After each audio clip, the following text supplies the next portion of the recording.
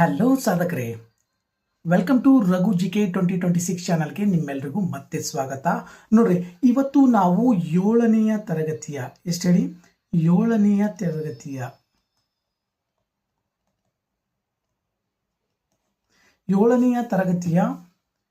ಸಮಾಜ ವಿಜ್ಞಾನ ಪಾರ್ಟ್ 1 ವಿಷಯಕ್ಕೆ ಸಂಬಂಧಿಸಿದಂತಹ ಸಮಾಜಶಾಸ್ತ್ರದ ಪುಸ್ತಕದ ಇವತ್ತು ವಿವರಣೆಯನ್ನ ನಾವು ಇವತ್ತು ನೋಡೋಣ. ಸರಿನಾ? ಯಾವುದು ಇದರಲ್ಲಿ ಜಗತ್ತಿನ ಪ್ರಮುಖ ಘಟನೆಗಳ ಕುರಿತಾಗಿ ಇವತ್ತು ನೋಡೋಣ. ಸರಿನಾ? ಜಗತ್ತಿನ ಪ್ರಮುಖವಾಗಿರ್ತಕ್ಕಂತಹ ಘಟನೆಗಳ ಕುರಿತಾಗಿ ಇವತ್ತು ನಾವು ನೋಡೋಣ. ನೋಡ್ರಿ, ಇತಿಹಾಸ ಮೊದಲನೇ ಚಾಪ್ಟರ್ ಯಾವುದಪ್ಪ ಅಂತಂತಂದ್ರೆ ಜಗತ್ತಿನ ಪ್ರಮುಖ ಘಟನೆಗಳು, ಜಗತ್ತಿನಲ್ಲಿ ಬರತಕ್ಕಂಥ ಪ್ರಮುಖವಾಗಿರ್ತಕ್ಕಂಥ ಘಟನೆಗಳ ಕುರಿತಾಗಿ ಇವತ್ತು ನಾವು ನೋಡೋಣ. ಸರಿನಾ?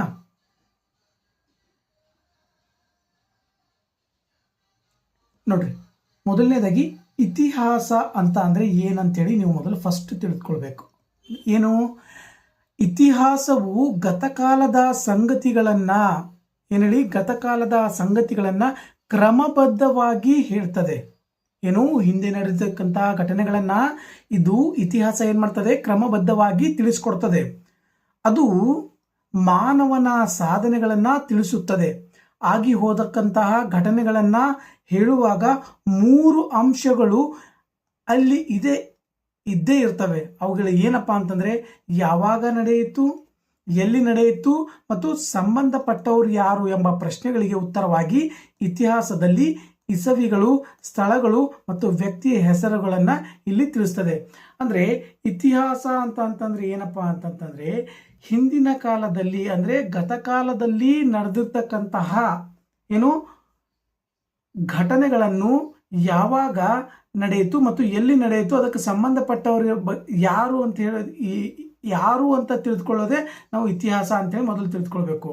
ನೋಡ್ರಿ, ಇತಿಹಾಸದಲ್ಲಿ ಇಸ್ವಿಗಳು, ಸ್ಥಳಗಳು ಮತ್ತು ವ್ಯಕ್ತಿಯ ಹೆಸರುಗಳ ಕುರಿತಾಗಿ ನಾವು ಪೂರ್ತಿಯಾಗಿ ಡೀಟೇಲ್ ಆಗಿ ಮಾಹಿತಿಯನ್ನ ತಿಳಿದುಕೊಳ್ತೀವಿ.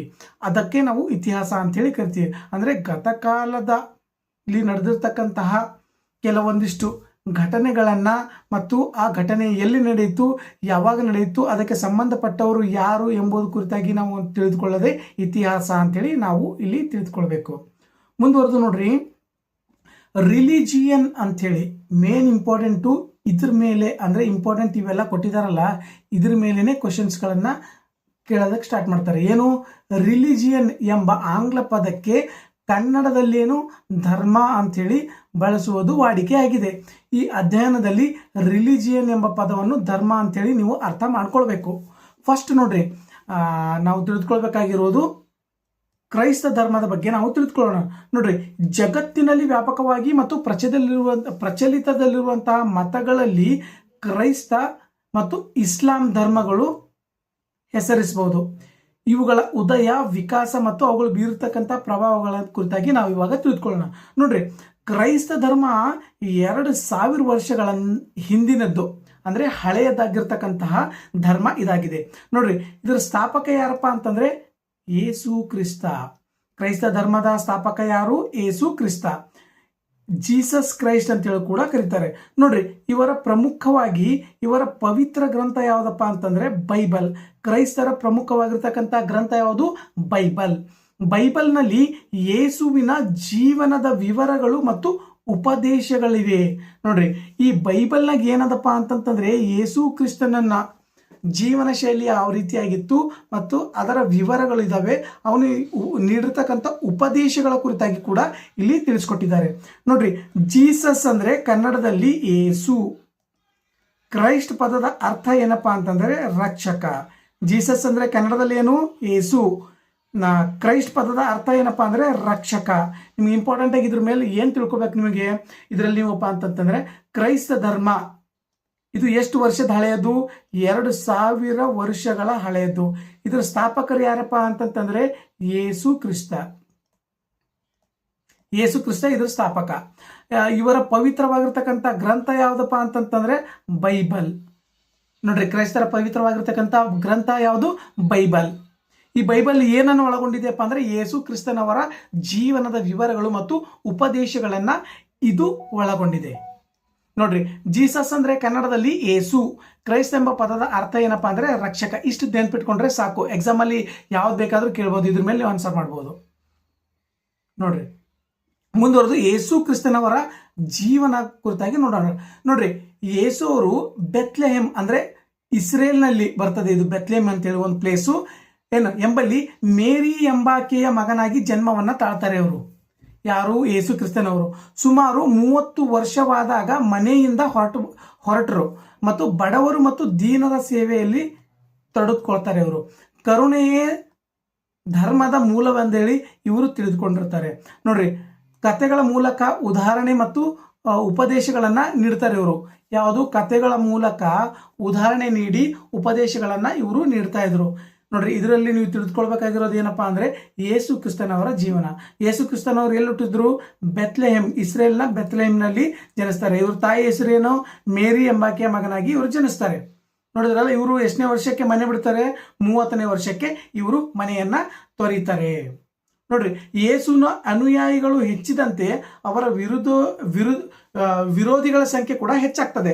ನೋಡ್ರಿ, ಧಾರ್ಮಿಕ ಮುಂದಾಳುಗಳು ಯೇಸುವನ್ನ ವಿರೋಧಿಸಿದ್ರು. ಯಾರು?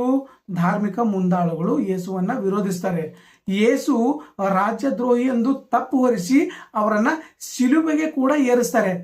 ನೋಡಿರ್ಬೇಕು ನೀವು, ಯಾವಾಗಲೂ ಕ್ರಿಶ್ಚಿಯನ್ ಚರ್ಚಲ್ಲಿ ಅವರ 2 ಕೈಗಳನ್ನ ಮೇಲ್ಗಡೆ ಮಾಡಿಬಿಟ್ಟು ಶಿಲುಬೆಗೆ ಏರಿಸಿರ್ತಕ್ಕಂತಹ ಅವರ ಚಿತ್ರವಿರ್ತದೆ, ನೀವು ಅಲ್ಲಿ ನೋಡ್ಬೋದು. ನೋಡ್ರಿ, ಅಪರಾಧಿಗಳಿಗೆ ಆ ಕಾಲದಲ್ಲಿ ನೀಡ್ತಕ್ಕಂತಹ ಮರಣ ದಂಡನೆ ಎಂದರೆ ಅದು ಶಿಲುಬೆಗೆ ಏರಿಸುವುದು.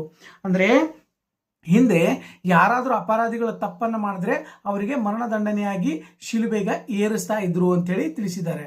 ಅದೇ ರೀತಿ ಇವರ ಬೋಧನೆಗಳನ್ನ ನೋಡೋಣ. ಬೋಧನೆಗಳು ಏನು? ಯೇಸು ಕ್ರಿಸ್ತನವ್ರದ್ದು ನಾವೆಲ್ಲರೂ ದೇವರ ಮಕ್ಕಳು. ಏನ್ ಹೇಳಿ? ನಾವೆಲ್ಲರೂ ದೇವರ ಮಕ್ಕಳು, ನಾವೆಲ್ಲರೂ ಸಹೋದರರು ಎಂದು ಯೇಸು ಏನ್ ಮಾಡ್ತಾನೆ? ಸಾರಿ ಪದೇ ಪದೇ ಹೇಳ್ತಾನೆ. ಅದೇ ರೀತಿ ಪಾಪಗಳನ್ನ ಮಾಡದೆ ಶುದ್ಧ ಜೀವನ ನಡೆಸಬೇಕಂತೇಳಿ ಬೋಧನೆಯನ್ನ ಮಾಡ್ತಾರೆ. ಯಾರು ಕೂಡ ತಪ್ಪನ್ನ ಮಾಡದೆ ಪಾಪವನ್ನ ಮಾಡದೆ ಜೀವನ ನಡೆಸಬೇಕಂತೇಳಿ ಕೂಡ ಇಲ್ಲಿ ತಿಳಿಸ್ಕೊಡ್ತಾರೆ. ನಿಮ್ಮ ನೆರೆಯವರನ್ನ ನಿಮ್ಮಂತೆ ಪ್ರೀತಿಸಿ, ನಿಮ್ಮ ಅಕ್ಕಪಕ್ಕದಲ್ಲಿರುವಂತವರು, ನಿಮ್ಮ ನೆರೆ ಸುತ್ತಮುತ್ತಲಿರುವಂತರನ್ನ ನೀವು ನಿಮ್ಮವರಂತೆ ಪ್ರೀತಿಯನ್ನ ಕೊಡ್ರಿ ಅಂತೇಳಿ ಹೇಳ್ತಾರೆ. ನೋಡ್ರಿ, ಮಾನವನ ಸೇವೆಯೇ ದೇವರ ಸೇವೆ ಎನ್ನುವಂತಹ ಬೋಧನೆಯನ್ನ ಕೂಡ ಮಾಡ್ತಾರೆ. ಅಂದ್ರೆ ಕಷ್ಟದಲ್ಲಿರುವಂತಹ ವ್ಯಕ್ತಿಗಳಿಗೆ ಸಹಾಯವನ್ನು ಮಾಡಿದ್ರೆ ಅದೇ ಒಂದು ದೊಡ್ಡ ದೇವರ ಸೇವೆ ಅಂತೇಳಿ ಕೂಡ ಇಲ್ಲಿ ತಿಳಿಸ್ತಾರೆ. ನೋಡ್ರಿ, ಯೇಸು ಅವರ ಕಾಲವಾದ ಅನಂತರ ಬೋಧನೆಗಳನ್ನ ಅವರು 12 ಮಂದಿ ಪರಮ ಶಿಷ್ಯರು ಉತ್ಸಾಹದಿಂದ ಪ್ರಚಾರ ಮಾಡ್ತಾರೆ. ನೋಡ್ರಿ, ನಿಮ್ಗೆ ನೆನಪಿರ್ಬೇಕು, ಯೇಸುವಿನ ಶಿಷ್ಯರೆಷ್ಟು? ಟೋಟಲ್ ಆಗಿ 12 ಜನರು. ಅವರು ತನ್ನ ಗುರುವಿನ ಬೋಧನೆಗಳನ್ನ ಪ್ರಚಾರ ಮಾಡ್ತಾರೆ.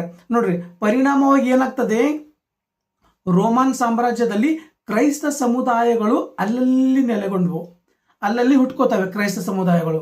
ಇದೇ ವೇಳೆಯಪ್ಪ ಅಂತಂದ್ರೆ ಕ್ರೈಸ್ತರು ನಾನಾ ರೀತಿಯಾಗಿ ಹಿಂಸೆಗೂ ಕೂಡ ಒಳಗಾಗ್ತಾರೆ. ಅವರು ಬಹಳಷ್ಟು ಕಷ್ಟ ಕಾರ್ಪಣ್ಯಗಳನ್ನು ಕೂಡ ಅವ್ರಿಗೆ ನೀಡ್ತಾರೆ. ಕಾಲಗತಿಯಲ್ಲಿ ಏನಾಗ್ತದೆ? ರೋಮನ್ ಸಾಮ್ರಾಜ್ಯವು ಕ್ರೈಸ್ತ ಧರ್ಮಕ್ಕೆ ಮಾನ್ಯತೆಯನ್ನ ಕೊಡ್ತದೆ. ರೋಮನ್ ಸಾಮ್ರಾಜ್ಯ ಕ್ರೈಸ್ತ ಧರ್ಮಕ್ಕೆ. ನಂತರ ನೋಡ್ರಿ, ಇಟಲಿಯ ರೋಮನ್ ನಗರವು ಕ್ರೈಸ್ತರ ಪ್ರಮುಖ ಕೇಂದ್ರವಾಗಿ ಬೆಳೆದುಕೊಳ್ತದೆ. ನೋಡ್ರಿ, ಕ್ರೈಸ್ತರ ಪ್ರಮುಖವಾಗಿರ್ತಕ್ಕಂಥ ಕೇಂದ್ರ ಯಾವುದಪ್ಪ ಅಂತಂತಂದ್ರೆ ಇಟಲಿಯ ರೋಮ್ ನಗರವು ಇವರ ಪ್ರಮುಖವಾಗಿರ್ತಕ್ಕಂಥ ಕೇಂದ್ರವಾಗಿ ಬೆಳೀತದೆ. ಅಲ್ಲಿನ ಪೋಪ ಏನ್ ಮಾಡ್ತಾರಪ್ಪ ಅಂದ್ರೆ ಕ್ರೈಸ್ತರ ಪರಮ ಗುರುಗಳಾದ್ರು. ಅಲ್ಲಿರ್ತಕ್ಕಂತಹ ಇಟಲಿಯ ರೋಮ್ ನಗರದಲ್ಲಿರ್ತಕ್ಕಂತಹ ಪೋಪ ಏನ್ ಮಾಡ್ತಾನೆ? ಕ್ರೈಸ್ತರ ಪರಮ ಗುರುಗಳಾಗ್ತಾರೆ. ನಂತರ ಯುರೋಪ್, ಜಗತ್ತಿನ ಇತರ ಭಾಗಗಳಿಗೆ ಕ್ರೈಸ್ತ ಪ್ರಚಾರಕ್ಕೆ ತೆರಳಿ ಕ್ರೈಸ್ತ ತತ್ವಗಳನ್ನ ಹರಡಿಸ್ತಾರೆ. ಯುರೋಪಿನ ಇತರೆ ಭಾಗಗಳಿಗೆ ಅಥವಾ ಜಗತ್ತಿಗೆ ಯುರೋಪ ಅಂತಂತಂದ್ರೆ ಭೇಟಿ ಕೊಟ್ಟು ಅಲ್ಲಿ ಕ್ರೈಸ್ತರ ಪ್ರಚಾರಕ್ಕೆ ತೆರಳಿ ಆ ಕ್ರೈಸ್ತ ಧರ್ಮದ ತತ್ವಗಳನ್ನ ಇವರು ಹರಡಿಸ್ತಾರೆ. ನೋಡ್ರಿ, ಕಾಲಕ್ರಮೇಣ ಏನಾಗುತ್ತೆ? ರೋಮನ್ ಕ್ಯಾಥೋಲಿಕ್ ಚರ್ಚ್ ಪ್ರಮುಖ ಸಂಘಟನೆಯಾಗಿ ಬೆಳೆದುಕೊಳ್ಳುತ್ತದೆ. ರೋಮನ್ನ ಕ್ಯಾಥೋಲಿಕ್ ಚರ್ಚ್ ಅಪ್ಪ ಅಂದ್ರೆ ಪ್ರಮುಖ ಸಂಘಟನೆಯಾಗಿ ಇಲ್ಲಿ ಬೆಳೆದುಕೊಳ್ಳುತ್ತದೆ. ನೋಡ್ರಿ, ಶಾಂತಿ ದೂತ ಯೇಸು ಕ್ರಿಸ್ತನನ್ನು ಶಿಲುಬೆಗೆ ಏರಿಸಿದ್ರು ಒಂದು ಪಾಪ ಕೃತ್ಯ. ಇದು ಮಿತ್ರರೊಂದಿಗೆ ಚರ್ಚಿಸಿ ಅಂತ ಇದೆ. ಇದೇ ನಿಮಗೇನು ಅಷ್ಟೊಂದು ಇಂಪಾರ್ಟೆಂಟ್ ಇಲ್ಲ. ಎಕ್ಸಾಮಲ್ಲಿ ಏನು ಕೇಳ್ತಾರಪ್ಪ ಅಂತಂತಂದ್ರೆ ನಿಮಗೆ ಕ್ರೈಸ್ತ ಧರ್ಮ ಯಾವಾಗ ಸ್ಥಾಪನೆ ಆಯಿತು, ಯಾರು ಸ್ಥಾಪನೆ ಮಾಡಿದ್ರು, ಮತ್ತು ಯೇಸು ಕ್ರಿಸ್ತನವರು ಎಲ್ಲಿ ಹುಟ್ಟಿದ್ರು, ಯೇಸು ಕ್ರಿಸ್ತನವರ ತಾಯಿ ಹೆಸರೇನು, ಯೇಸು ಕ್ರಿಸ್ತನವರ ಬೋಧನೆಗಳೇನು, ಇದ್ರ ಕುರಿತಾಗಿ ಸಿಂಪಲ್ ಆಗಿರ್ತಕ್ಕಂಥ ಪ್ರಶ್ನೆಗಳನ್ನು ಎಕ್ಸಾಮಲ್ಲಿ ಕೇಳ್ತಾರೆ. ಈಗ ನೆಕ್ಸ್ಟು ಕ್ರೈಸ್ತ ಧರ್ಮ ಮುಗಿದ ಮೇಲೆ ನಾವು ಇಸ್ಲಾಂ ಧರ್ಮದ ಕುರಿತಾಗಿ ನೋಡೋಣ. ಯಾವ ಧರ್ಮ? ಇಸ್ಲಾಂ ಧರ್ಮ. ನೋಡ್ರಿ, ಇಸ್ಲಾಂ ಧರ್ಮದ ಸ್ಥಾಪಕ ಯಾರಪ್ಪ ಅಂದ್ರೆ ಮಹಮ್ಮದ್ ಪೈಗಂಬರ್. ಇಸ್ಲಾಂ ಧರ್ಮದ ಸ್ಥಾಪಕರು ಮಹಮ್ಮದ್ ಪೈಗಂಬರ್ ಹಾಗೂ ಕೊನೆಯ ಪ್ರವಾದಿ ಕೂಡ ಇವರೇ ಆಗಿರ್ತಾರೆ. ನೋಡ್ರಿ, ಅವರು ಅರಬ್ ದೇಶದ ಮೆಕ್ಕಾ ನಗರದಲ್ಲಿ ಜನ್ಮವನ್ನ ತಾಳಿದ್ದಾರೆ. ಯಾರು? ಮಹಮ್ಮದ್ ಪೈಗಂಬರ್ ಅವರು ಅರಬ್ ದೇಶದ ಮೆಕ್ಕಾ ನಗರದಲ್ಲಿ ಜನ್ಮವನ್ನ ತಾಳ್ತಾರೆ. ನೋಡ್ರಿ, ಪೈಗಂಬರ್ ಎಂದರೆ ದೇವರ ಸಂದೇಶವನ್ನ ಸಾರುವಂತಹ ವ್ಯಕ್ತಿ. ದೇವರು ಹೇಳಿರ್ತಕ್ಕಂಥ ಸಂದೇಶಗಳನ್ನ ಸಾರುವಂತಹ ವ್ಯಕ್ತಿಗೆ ಪೈಗಂಬರ್ ಅಂತೇಳಿ ಕರೀತಾರೆ. ನೀವು ಇಸ್ಲಾಂ ಧರ್ಮ ಅಂತೇಳಿ ನೆನಪಿ ಬಂದಾಗ ಸ್ಥಾಪಕ ಮಹಮ್ಮದ್ ಪೈಗಂಬರ್, ಅದೇ ರೀತಿ ಕೊನೆಯ ಪ್ರವಾದಿ ಕೂಡ ಮಹಮ್ಮದ್ ಪೈಗಂಬರ್. ಇವರು ಅರಬ್ ದೇಶದ ಮೆಕ್ಕಾ ನಗರದಲ್ಲಿ ಜನಿಸಿದ್ರಂತ ತಿಳ್ಕೋಬೇಕು. ನೋಡ್ರಿ, ಮುಂದುವರೆದು ಇಸ್ಲಾಂ ಪೂರ್ವದ ಅರಬ್ ದೇಶಗಳಲ್ಲಿ ಅನೇಕ ಚಿಕ್ಕ ಪುಟ್ಟ ಪಂಗಡಗಳಿದ್ವು. ಎಲ್ಲಿ? ಅರಬ್ನ ಪೂರ್ವ ದೇಶದಲ್ಲಿ. ಅವುಗಳಲ್ಲಿ ಒಗ್ಗಟ್ಟು ಅನ್ನೋದು ಇರಲಿಲ್ಲ. ನೋಡ್ರಿ, ಮೆಕ್ಕಾದಲ್ಲಿ ಇರ್ತಕ್ಕಂತಹ ಕಾಬಾ ಮಂದಿರವು ದೊಡ್ಡ ಯಾತ್ರಾ ಕ್ಷೇತ್ರವಾಗಿತ್ತು. ಮೆಕ್ಕಾದಾಗ ಬರುವಂತಹ ಕಾಬಾ ಎಲ್ಲಿ ಬರುತ್ತಪ್ಪ ಅಂದ್ರೆ ಮೆಕ್ಕಾದಲ್ಲಿ ಬರುವಂತಹ ಕಾಬಾ ಮಂದಿರ ದೊಡ್ಡ ಈ ಇಸ್ಲಾಮರ ಪವಿತ್ರ ಯಾತ್ರಾ ಕ್ಷೇತ್ರವಾಗಿ ಬೆಳೆದುಕೊಳ್ತದೆ. ಅಲ್ಲಿ ವಿಗ್ರಹಾರಾಧನೆ ರೂಢಿ ಇತ್ತು. ವಿಗ್ರಹ ಮೂರ್ತಿಗಳ ವಿಗ್ರಹ ಅಂತಂದ್ರೆ ನಮ್ಮ ಹಿಂದೂ ಧರ್ಮದಲ್ಲಿ ಮೂರ್ತಿ ಅಂತೀವಲ್ಲ, ಅದರ ಹಾಗೆ ವಿಗ್ರಹಾರಾಧನೆ ರೂಢಿಯಲ್ಲಿತ್ತು. ನೋಡ್ರಿ, ಪ್ರವಾದಿ ಮಹಮ್ಮದನ ಅವರ ಜೀವನದ ಕುರಿತಾಗಿ ಸ್ವಲ್ಪ ಡಿಟೇಲ್ ಆಗಿರ್ತಕ್ಕಂಥ ಮಾಹಿತಿಯನ್ನ ನೋಡೋಣ.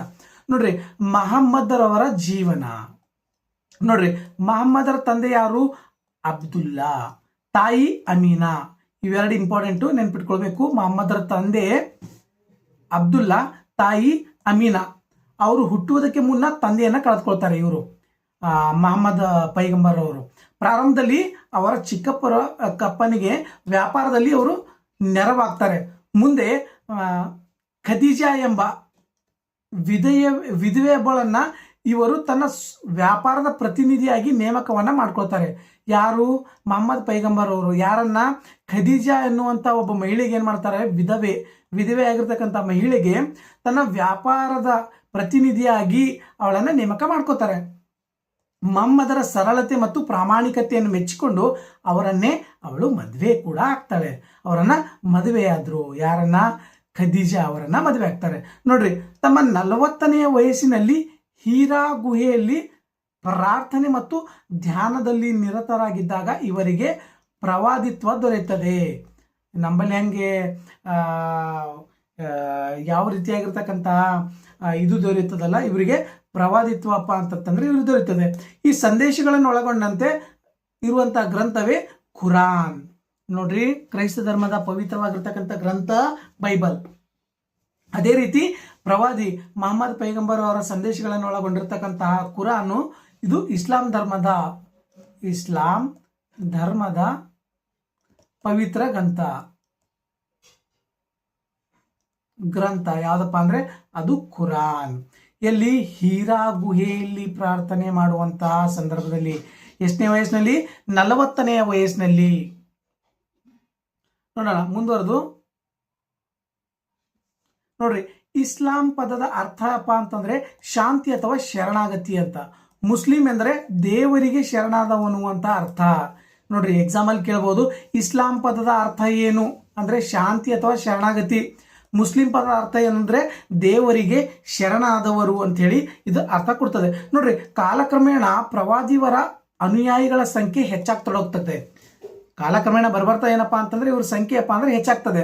ನೋಡ್ರಿ, ಆ ಕಾಲದ ಧಾರ್ಮಿಕ ಆಚಾರ ವಿಚಾರಗಳನ್ನ ಟೀಕಿಸಿದ್ದರಿಂದ ಅವರ ವಿರೋಧಿಗಳ ಸಂಖ್ಯೆ ಕೂಡ ಹೆಚ್ಚಾಗಿ ಬೆಳೀತದೆ. ಹೀಗಾಗಿ ಮೆಕ್ಕಾದಿಂದ ಮದೀನಾ ನಗರಕ್ಕೆ ಹೋಗ್ಬೇಕಾಗ್ತದೆ. ಇವರು ವಿರುದ್ಧ ನಡೀತಕ್ಕಂತಹ ಪಿತೂರಿಗಳನ್ನು ನೋಡಿಕೊಂಡು ನೆಕ್ಸ್ಟ್ ಏನ್ ಮಾಡ್ತಾರೆ? ಮಹಮ್ಮದ್ ಪೈಗಂಬರ್ ಅವರು ಮೆಕ್ಕಾದಿಂದ ಮದೀನಾ ನಗರಕ್ಕೆ ವಾಪಸ್ ಬರ್ತಾರೆ. ನೋಡ್ರಿ, ಪ್ರವಾದಿಯವರು ಮೆಕ್ಕಾದಿಂದ ಮದೀನಾಕ್ಕೆ ಹೋದ ವರ್ಷದಲ್ಲೇ ಮುಸಲ್ಮಾನರ ಹಿಜಿರಾ ಶಕೆ ಪ್ರಾರಂಭವಾಗ್ತದೆ. ಇದು ವೆರಿ ಇಂಪಾರ್ಟೆಂಟ್ ಎಕ್ಸಾಮ್ ಅಲ್ಲಿ. ಏನು? ಹಿಜಿರಾ ಶಕೆ ಯಾವಾಗ ಪ್ರಾರಂಭವಾಯಿತು? ಶಕೆ ಯಾವಾಗ ಯಾರ ಕಾಲದಲ್ಲಿ ಪ್ರಾರಂಭವಾಯಿತು ಅಂತೇಳಿ ಕೂಡ ಕೇಳ್ಬೋದು.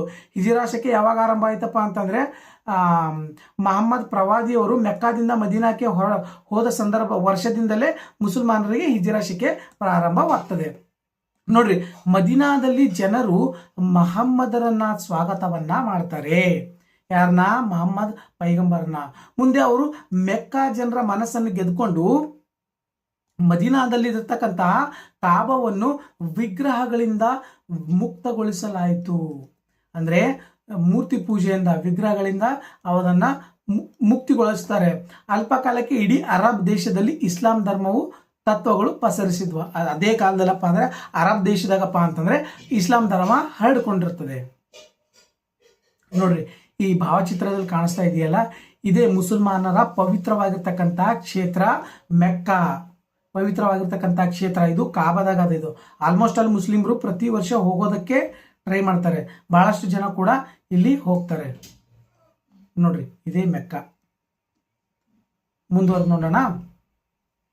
ನೋಡ್ರಿ, ಇಸ್ಲಾಮಿಕ್ನ ಬೋಧನೆಗಳು ನೋಡೋಣ. ಏನಿದೆ? ದೇವ ಒಬ್ಬನೇ, ಏಕದೇವತಾ ಆರಾಧನೆ, ಇಸ್ಲಾಮಿಕ್ ಮೂಲಭೂತ ತತ್ವ, ಪ್ರವಾದಿ ಮಹಮ್ಮದ್ ದೇವರ ಪ್ರವಾದಿ, ಸಂದೇಶವಾಹಕರು, ದೇವರನ್ನು ನಿರಾಕಾರ ಸ್ವರೂಪಿ ಎಂಬುದು ಇಸ್ಲಾಮಿನ ವಿಶ್ವಾಸ. ನೋಡ್ರಿ, ಈ ಬೋಧನೆ ಏನು ಹೇಳ್ತಪ್ಪ ಅಂತಂದ್ರೆ ದೇವ ಇರೋದಕ್ಕೆ ದೇವರು ಒಬ್ಬನೇ ಇದ್ದಾನೆ. ದೇವತಾ ಆರಾಧನೆ ಅಂದ್ರೆ ಒಬ್ಬ ದೇವನನ್ನೇ ಪೂಜೆ ಮಾಡಬೇಕು ಅಥವಾ ಅವನನ್ನ ಕುರಿತು ಜಪಿಸಬೇಕು ಅಂತ. ಅದೇ ರೀತಿ ಇಸ್ಲಾಮಿಕ್ನ ಇದು ಮೂಲವಾಗಿರ್ತಕ್ಕಂಥ ತತ್ವ ಆಗಿದೆ. ನೋಡ್ರಿ, ಪ್ರವಾದಿ ಮಹಮ್ಮದ್ ದೇವರ ಪ್ರವಾದಿ ಅಂತ ಅಂದ್ರೆ, ಈಗ ಮಹಮ್ಮದ್ ಪೈಗಂಬರ್ ಇದ್ದಾರಲ್ಲ, ಅವನು ದೇವರು ಕಳಿಸಿರ್ತಕ್ಕಂತಹ ವ್ಯಕ್ತಿಯೇ, ಅವನೇ ಪ್ರವಾದಿಯಾಗಿದ್ದಾನೆ ಅಂತ ಹೇಳಿ ತಿಳಿಸ್ತಾರೆ.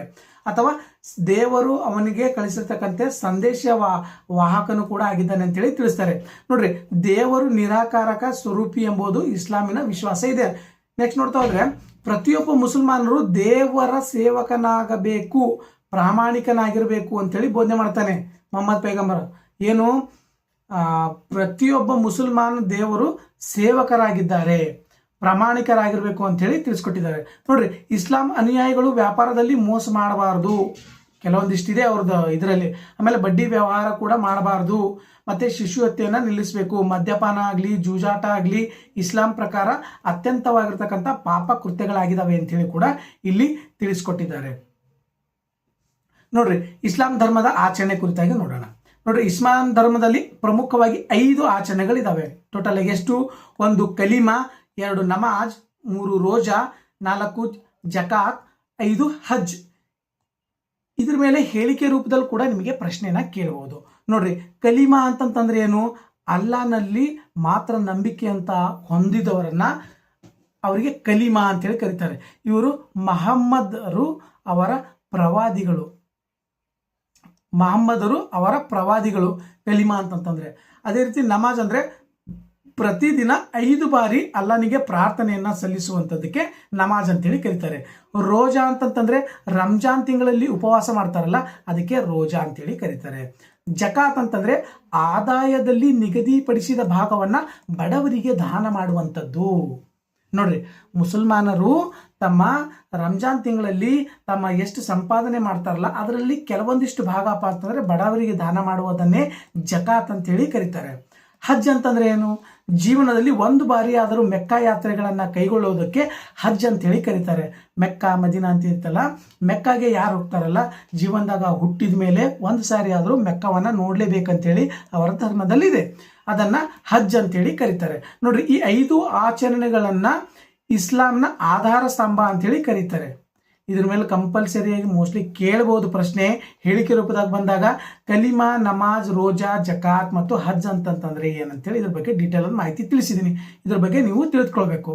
ನೋಡ್ರಿ, ಸಾಮ್ರಾಜ್ಯದ ವಿಸ್ತರಣೆ ಕುರಿತಾಗಿ ನೋಡೋಣ. ನೋಡ್ರಿ, ಮಹಮ್ಮದರ ಉತ್ತರಾಧಿಕಾರಿಗಳನ್ನ ಖಲೀಫರು ಅಂತೇಳಿ ಕರೀತಾರೆ. ಖಲೀಫ್ ಅಂದ್ರೆ ಏನಂದ್ರೆ ಮಹಮ್ಮದನ ಉತ್ತರಾಧಿಕಾರಿಯನ್ನ ಖಲೀಫರು ಅಂತೇಳಿ ಕರೀತಾರೆ. ಕಾಲಕ್ರಮದಲ್ಲಿ ಖಲೀಫರು ಯುದ್ಧಗಳನ್ನ ಹೂಡಿ ವಿಜಯ ಗಳಿಸುತ್ತಾ ವಿಶಾಲವಾಗಿರ್ತಕ್ಕಂಥ ಭೂಪ್ರದೇಶಗಳನ್ನು ಗೆಲ್ಲೋದ್ರ ಮೂಲಕ ಸಾಮ್ರಾಜ್ಯವನ್ನ ಕಟ್ಕೊಳ್ತಾರೆ ಇವರು, ಇಸ್ಲಾಂ ಸಾಮ್ರಾಜ್ಯನ. ಅದೇ ರೀತಿ ಸಾಮ್ರಾಜ್ಯ ವಿಸ್ತರಣೆಗೊಂಡಂತಹ ಕೊಂಡಂತೆ ಇಸ್ಲಾಂ ಅನುಯಾಯಿಗಳ ಸಂಖ್ಯೆ ಕೂಡ ಜಾಸ್ತಿ ಆಗ್ತಾ ಹೋಗ್ತದೆ. ಅದಾದ ನಂತರ ಸಾಮ್ರಾಜ್ಯ ವಿಸ್ತರಣೆಯನ್ನು ಭಾಗವಾಗಿ ಅರಬರು ಭಾರತದ ಮೇಲೂ ಕೂಡ ದಂಡೆತ್ತಿ ಬಂದು ಸಿಂಧೂ ಪ್ರಾಂತ್ಯವನ್ನ ವಶಪಡಿಸಿಕೊಂಡದಲ್ಲದೆ ಇಲ್ಲಿ ಇಸ್ಲಾಂ ತತ್ವಗಳನ್ನು ಕೂಡ ಅವರು ಸಾರಿದ್ದಾರೆ ಅಥವಾ ಹರಡಿದ್ದಾರೆ. ನೋಡ್ರಿ, ಇಸ್ಲಾಮರು ಸಾಮ್ರಾಜ್ಯ ವಿಸ್ತರಣೆಯನ್ನು ಮಾಡೋದಕ್ಕೋಸ್ಕರ ಇಸ್ಲಾಂ ಅನುಯಾಯಿಗಳ ಸಂಖ್ಯೆ ಹೆಚ್ಚಾಗ್ತಾ ಹೋದಂಗೆ ಸಾಮ್ರಾಜ್ಯದ ವಿಸ್ತರಣೆಗಾಗಿ ಅರಬರು ಏನ್ ಮಾಡ್ತಾರಪ್ಪ ಅಂತಂದ್ರೆ ಭಾರತ ದೇಶದ ಮೇಲೂ ಕೂಡ ಇವರು ದಂಡೆತ್ತಿ ಬರ್ತಾರೆ, ಬಂದು ಸಿಂಧು ಪ್ರಾಂತ್ಯವನ್ನ ವಶಪಡಿಕೊಳ್ತಾರೆ. ಇಲ್ಲಿ ಇಸ್ಲಾಂ ತತ್ವಗಳನ್ನ ಬೋಧನೆ ಮಾಡ್ತಾರೆ, ಹರಡಿಸ್ತಾರೆ, ಇವರ ಕಾರ್ಯವನ್ನ ಇಲ್ಲಿ ಮಾಡೋದಕ್ಕೆ ಟ್ರೈ ಮಾಡ್ತಾರೆ. ಮುಂದೆ ನೋಡೋಣ ಏನು ನೆಕ್ಸ್ಟ್. ಟರ್ಕರು ಅರಬರು ಸಾಮ್ರಾಜ್ಯದ ಉತ್ತರಾಧಿಕಾರಿಗಳಾದ್ರು. ಮುಂದೆ ಬರ್ತಾ ಏನಾಗ್ತಾರೆ, ಟರ್ಕರ್ ಏನ್ ಮಾಡ್ತಾರೆ, ಅರಬ ಸಾಮ್ರಾಜ್ಯದ ಉತ್ತರಾಧಿಕಾರಿಗಳಾಗ್ತಾರೆ. ಅವ್ರೇನ್ ಮಾಡ್ತಾರೆ, ಅಫ್ಘಾನಿಸ್ತಾನದ ಮೂಲಕ ಭಾರತವನ್ನ ಪ್ರವೇಶಿಸಿ ಹಲವಾರು ದಂಡಯಾತ್ರೆಗಳನ್ನ ನಡೆಸ್ತಾರೆ. ಇವುಗಳ ಪರಿಣಾಮವಾಗಿ ಭಾರತದಲ್ಲಿ ದೆಹಲಿ ಸುಲ್ತಾನರ ಆಳ್ವಿಕೆಯನ್ನು ಕೂಡ ಪ್ರಾರಂಭ ಆಗ್ತದೆ. ಏನು, ಟರ್ಕರು ಅರಬರ ಸಾಮ್ರಾಜ್ಯದ ಉತ್ತರಾಧಿಕಾರಿಗಳಾದ ನಂತರ ಏನಾಗುತ್ತೆ, ಅವರು ಅಫ್ಘಾನಿಸ್ತಾನದ ಮೂಲಕ ಭಾರತವನ್ನ ಪ್ರವೇಶ ಮಾಡ್ತಾರೆ. ಈ ಹಲವಾರು ದಂಡಯಾತ್ರೆಗಳನ್ನು ನಡೆಸಿದ ಪರಿಣಾಮವಾಗಿ ಭಾರತ ದೇಶದಲ್ಲಿ ದೆಹಲಿ ಸುಲ್ತಾನರ ಆಳ್ವಿಕೆ ಕೂಡ ಪ್ರಾರಂಭವಾಗುತ್ತೆ. ನೋಡ್ರಿ, ಅರಬರ ಕೊಡುಗೆ ಕುರಿತಾಗಿ ತಿಳಿಸಿದ್ದಾರೆ. ಅರಬರ ಕೊಡುಗೆಗಳು ಏನಿದಾವೆ ನೋಡ್ರಿ, ಅರಬರು ಗ್ರೀಕ್, ರೋಮನ್ ಮತ್ತು ಭಾರತೀಯ ಜ್ಞಾನ ವಿಜ್ಞಾನವನ್ನು ಅರಗಿಸಿಕೊಂಡು ತಮ್ಮ ನಾಗರಿಕತೆಯನ್ನ ಶ್ರೀಮಂತಗೊಳಿಸಿದ್ರು ಮತ್ತು ಬಾಗ್ದಾದ ಅವರ ಪ್ರಸಿದ್ಧವಾಗಿರ್ತಕ್ಕಂತಹ ವಿದ್ಯಾ ಕೇಂದ್ರವಾಗಿತ್ತು. ಅರಬರ ಬಗ್ಗೆ ಪ್ರಶ್ನೆಯನ್ನ ಕೇಳಬಹುದು. ಅರಬರು ಏನಪ್ಪಾ ಅಂದ್ರೆ, ಅರಬರು ಗ್ರೀಕ್, ರೋಮನ್ ಮತ್ತು ಭಾರತೀಯರ ಜ್ಞಾನ ವಿಜ್ಞಾನಗಳನ್ನ ಅರಗಿಸಿಕೊಂಡು ಅಂದ್ರೆ ಎಲ್ಲ ವಿದ್ಯೆಯನ್ನ ತಿಳಿದುಕೊಂಡ್ರು, ತಮ್ಮ ನಾಗರಿಕತೆಯನ್ನ ಶ್ರೀಮಂತಗೊಳಿಸ್ತಾರೆ. ಇವರು ಯಾರೋ ಅರಬರು. ಬಾಗ್ದಾದ್ ಏನೈತಲ್ಲ, ಇದು ಅವರ ಪ್ರಸಿದ್ಧವಾಗಿರ್ತಕ್ಕಂಥ ವಿದ್ಯಾಕೇಂದ್ರ. ಅರಬರ ಪ್ರಸಿದ್ಧವಾಗಿರ್ತಕ್ಕಂತಹ ವಿದ್ಯಾಕೇಂದ್ರ ಯಾವ್ದಪ್ಪ ಅಂತಂತಂದ್ರೆ ಅದು ಬಾಗ್ದಾದ್. ನೋಡ್ರಿ, ಅರಬರು ಸಾಹಿತ್ಯ ಕ್ಷೇತ್ರಕ್ಕೆ ತಮ್ಮದೇ ಆಗಿರ್ತಕ್ಕಂಥ ಕೊಡುಗೆಯನ್ನ ಕೂಡ ಇವರು ನೀಡಿದ್ದಾರೆ. ನೋಡ್ರಿ, ಅರಬಿಯನ್ ನೈಟ್ಸ್, ಉಮರ್ ಖಯ್ಯಾಮನ್, ರುಬಾಯತ್ ಮತ್ತು ಫಿರ್ದೂಷಿಯಾ, ಶನಾಮ್ ಇವು ಪರ್ಷಿಯನ್ ಭಾಷೆಯ ಶ್ರೇಷ್ಠವಾಗಿರ್ತಕ್ಕಂಥ ಕೃತಿಗಳು.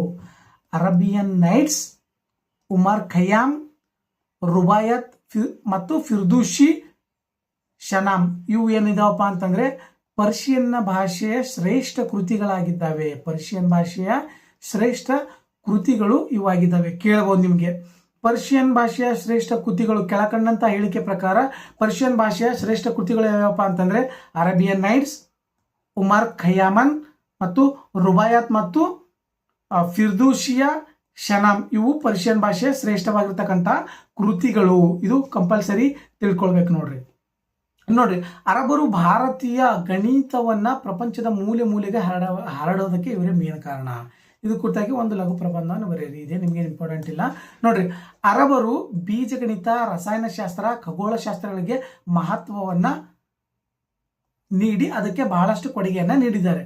ಭಾರತೀಯರಿಂದ ಶೂನ್ಯ ಅಂದ್ರೆ 0 ಸೇರಿದಂತೆ ಅಂಕೆಗಳ ಬಳಕೆಯನ್ನ ಅರಿತುಕೊಂಡು ಅವುಗಳನ್ನು ಪಾಶ್ಚಾತ್ಯ ದೇಶಗಳಿಗಪ್ಪ ಅಂದ್ರೆ ಮುಟ್ಟಿಸಿದ ಕೀರ್ತಿ ಯಾರಿಗೆ ಸಲ್ಲತ್ತಪ್ಪ ಅಂದ್ರೆ ಅದು ಅರಬರಿಗೆ. ಭಾರತ ದೇಶದ ಶೂನ್ಯ ಸಂಬಂಧಿಸಿದಂತಹ ಅಂಕಿ ಅಂಶಗಳ ಬಳಕೆ ಕುರಿತಾಗಿ ಅವರು ನೀಡಿರ್ತಕ್ಕಂತಹ ಮಾಹಿತಿಯನ್ನು ತಿಳ್ಕೊಂಡು ಅವರು ಪಾಶ್ಚಾತ್ಯ ದೇಶಗಳಿಗೆ ಮುಟ್ಟಿಸ್ತಾರೆ. ನೋಡ್ರಿ, ಅರಬರು ಭವ್ಯವಾದ ಅರಮನೆ, ಮಸೀದಿ, ಗ್ರಂಥಾಲಯ ಮತ್ತು ಆಸ್ಪತ್ರೆಗಳ ನಿರ್ಮಾಣವನ್ನ ಮಾಡಿದ್ದಾರೆ. ಎಕ್ಸಾಂಪಲ್ಗೆ ಮೆಕ್ಕಾ, ಮದೀನಾ, ಬಾಗ್ದಾದ್, ಜೆರುಸಲಂ ಮುಂತಾದ ಕಡೆ ಭವ್ಯವಾಗಿರ್ತಕ್ಕಂಥ ಮಸೀದಿಗಳಿದಾವೆ. ಯುನಾನಿ ಎಂಬ ವೈದ್ಯ ಪದ್ಧತಿ ಅರಬರ ಕೊಡುಗೆಯಾಗಿದೆ. ಇದು ಕೇಳ್ಬೋದು ನೋಡ್ರಿ, important one liner question. Unani ಎಂಬ ವೈದ್ಯ ಪದ್ಧತಿಯು ಯಾರ ಕಾಲದ ಕೊಡುಗೆಯಾಗಿದೆಯಪ್ಪ ಅಂತಂತಂದ್ರೆ ಇದು ಅರಬರ ಕೊಡುಗೆಯಾಗಿದೆ ಅಂತೇಳಿ ನಾವು ಇಲ್ಲಿ ತಿಳಿದುಕೊಳ್ಬೇಕು. ನೆಕ್ಸ್ಟ್ ಮುಂದುವರೆದು ನೋಡ್ರಿ, ಧರ್ಮ ಯುದ್ಧಗಳು ಪ್ರಾರಂಭ ಆಗ್ತದೆ. ನೆಕ್ಸ್ಟ್ ನನ್ ಧರ್ಮ ನಿನ್ ಧರ್ಮ ಅಂತೇಳಿ ಏನು, ಯಹೂದಿಗಳು, ಕ್ರೈಸ್ತರು ಮತ್ತು ಮುಸಲ್ಮಾನರಿಗೆ ಪ್ಯಾಲೆಸ್ತೈನ್ ಹಾಗೂ ಅದರ ರಾಜಧಾನಿಯಾಗಿರ್ತಕ್ಕಂಥ ಜೆರುಸೆಲಂ ಪವಿತ್ರ ಭೂಮಿಯಾಗಿತ್ತು. ಈ ಕ್ರೈಸ್ತರಿಗಾಗ್ಲಿ, ಯಹೂದಿಗಳಿಗಾಗ್ಲಿ, ಮುಸಲ್ಮಾನರಿಗಾಗ್ಲಿ ಎಲ್ರಿಗೂ ಪ್ಯಾಲೆಸ್ತೈನ್ ಹಾಗೂ ಅದರ ರಾಜಧಾನಿಯಾಗಿರ್ತಕ್ಕಂಥ ಜೆರುಸೆಲಂ ಏನಾಗಿದೆ, ಪವಿತ್ರವಾಗಿರ್ತಕ್ಕಂಥ ಭೂಮಿಯಾಗಿತ್ತು. ಇದನ್ನ ವಶಪಡಿಸಿಕೊಳ್ಳೋದಕ್ಕಾಗಿ ಕ್ರೈಸ್ತರು ಮತ್ತು ಮುಸಲ್ಮಾನರು 9 ಬಾರಿ ಯುದ್ಧವನ್ನ ಕೈಗೊಳ್ಳುತ್ತಾರೆ. ಈ ಯುದ್ಧದ ಇತಿಹಾಸದಲ್ಲಿ ಏನು ರಿಲಿಜಿಯಸ್ ಯುದ್ಧಗಳು ಅಥವಾ ಕ್ರೊಸೈಡ್ಸ್ ಅಂತೇಳಿ ಕರೀತಾರೆ. ಯಾವುದು 9 ಬಾರಿ ಆಗಿರ್ತಕ್ಕಂಥ ಈ ಯುದ್ಧಗಳನ್ನ ಅಂದ್ರೆ ಧರ್ಮ ಯುದ್ಧಗಳನ್ನ ನಾವು ಏನಂತೇಳಿ ಕರಿತೀವಪ್ಪ ಅಂದ್ರೆ ರಿಲಿಜಿಯಸ್ ಯುದ್ಧಗಳು ಅಥವಾ ಕ್ರೊಸೈಡ್ಸ್ ಅಂತೇಳಿ ಕರಿತೀವಿ. ಇದನ್ನು ಇಂಪಾರ್ಟೆಂಟ್. ಕ್ರೊಸೈಡ್ಸ್ ಅಂತಂದ್ರೆ ಏನು ಅಥವಾ ರಿಲಿಜಿಯಸ್ ಯುದ್ಧಗಳು ಅಂತಂದ್ರೆ ಏನು ಅಂದ್ರೆ ಕ್ರೈಸ್ತರು ಮುಸಲ್ಮಾನರ ನಡುವೆ ನಡೆದಿರ್ತಕ್ಕಂಥ ಯುದ್ಧಗಳನ್ನೇ ನಾವು ಕ್ರೊಸೈಡ್ಸ್ ಅಂತೇಳಿ ಕರಿತೀವಿ. ನೋಡ್ರಿ, ಈ ಯುದ್ಧಕ್ಕೆ ಕಾರಣ ಏನ್ ಬಂತು? ಪ್ಯಾಲೆಸ್ತೇನ್ನ ಆಟೋಮನ್ ಟರ್ಕರ ವಶದಲ್ಲಿರ್ತಕ್ಕಂತಹ ಕ್ರೈಸ್ತರ ಬಹುಕಾಲದಿಂದ ಅಲ್ಲಿಗೆ ಯಾತ್ರೆಯಾಗಿ ಹೋಗಿ ಬರ್ತಾ ಇದ್ರು. ಪ್ಯಾಲೆಸ್ತೇನ್ ಏನು ಆಟೋಮನ್ ಟರ್ಕರ ವಶದಲ್ಲಿರ್ತಕ್ಕಂತಹ ಕ್ರೈಸ್ತರು ಬಹುಕಾಲದಿಂದ ಅಲ್ಲಿಗೆ ಯಾತ್ರೆಯಾಗಿ ಹೋಗಿ ಬರ್ತಾ ಇದ್ರು. ಟರ್ಕರು ಜೆರೂಸೆಲಂ ಯಾತ್ರಿಗಳ ಮೇಲೆ ನಿಷೇಧವನ್ನ ಹೇರ್ತಾರೆ. ಈ ಯುದ್ಧಗಳಿಗೆ ಮೂಲವಾಗಿರ್ತಕ್ಕಂಥ ಕಾರಣ ಅಂದ್ರೆ ಜೆರೂಸೆಲಂಗೆ ಯಾರು ಬರಬಾರದು ಅಂತೇಳಿ ಟರ್ಕರ್ ಏನ್ ಮಾಡ್ತಾರಪ್ಪ ಅಂತಂದ್ರೆ ಕ್ರೈಸ್ತರ ಮೇಲೆ ಅಪ್ಪ ಅಂತಂತಂದ್ರೆ ನಿಷೇಧವನ್ನ ಹೇರ್ತಾರೆ. ಇದರ ಪರಿಣಾಮವಾಗಿ ಮೊದಲನೇ ಮಹಾಯುದ್ಧದಲ್ಲಿ ಸುಮಾರು 40,000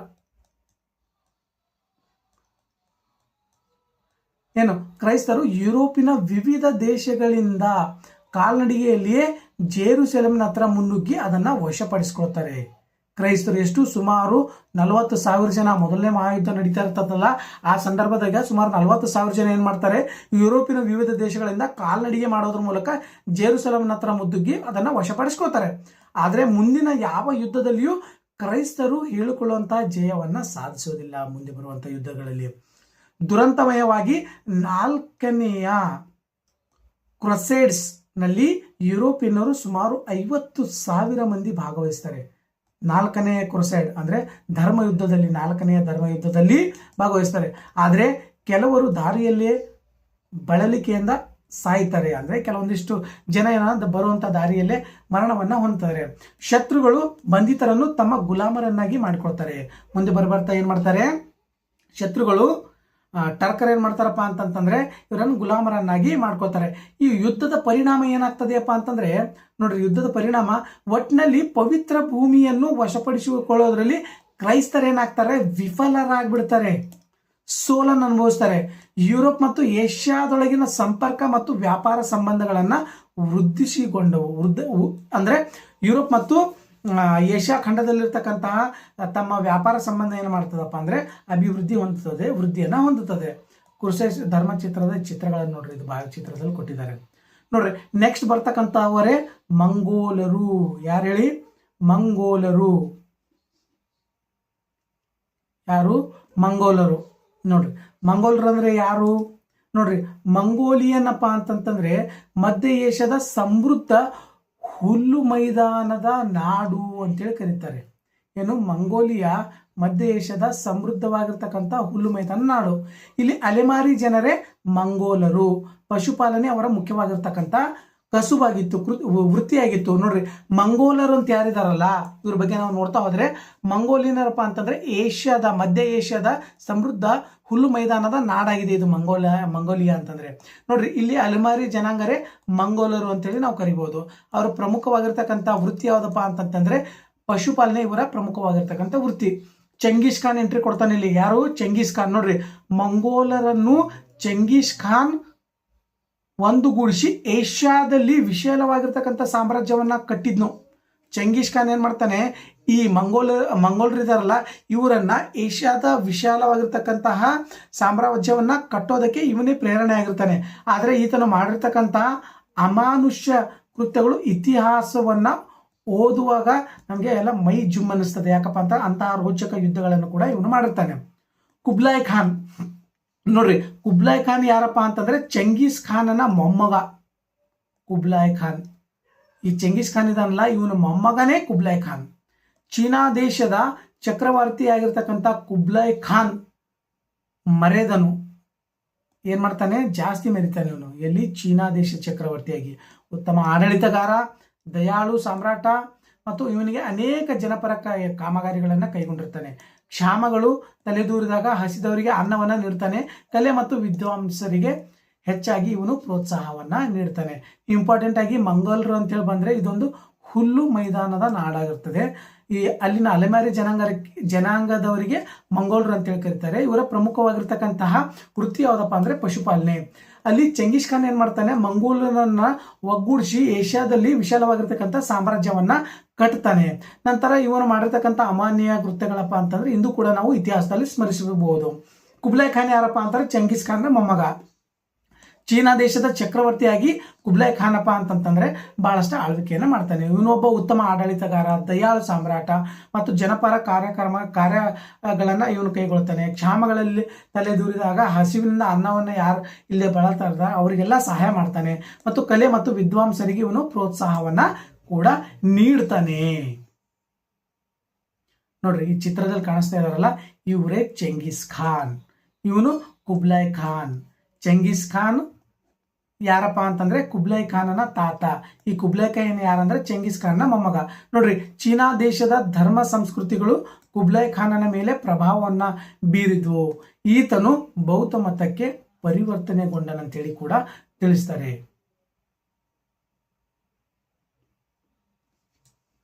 ನೋಡ್ರಿ, ತೈಮೂರ್ ಅಂತ ಹೇಳಿ ಬರುತ್ತೆ. ತೈಮೂರ್ ಕಾಲಗತಿಯಲ್ಲಿ ಅವನತಿ ಕಂಡಿರ್ತಕ್ಕಂಥ ಕುಬ್ಲಾಯ್ ಖಾನನ ಸಾಮ್ರಾಜ್ಯವನ್ನು ತೈಮೂರ್ ಮತ್ತೊಮ್ಮೆ ಕಟ್ತಾನೆ. ತೈಮೂರ್ ಅನ್ನುವಂಥವನಪ್ಪ ಅಂತಂತಂದ್ರೆ ಇವನು ಕುಬ್ಲಾಯ್ ಖಾನನ ಸಾಮ್ರಾಜ್ಯ ಯಾವಾಗ ಎಂಡ್ ಆಗಕ್ಕೆ ಬರ್ತದಲ್ಲ ಅವಾಗ ಮತ್ತೆ ಇವನು ಸಂಘಟನೆ ಮಾಡಿ ಈ ತೈಮೂರ್ ಖಾನ್ ಮತ್ತೊಮ್ಮೆ ಕಟ್ತಾನೆ.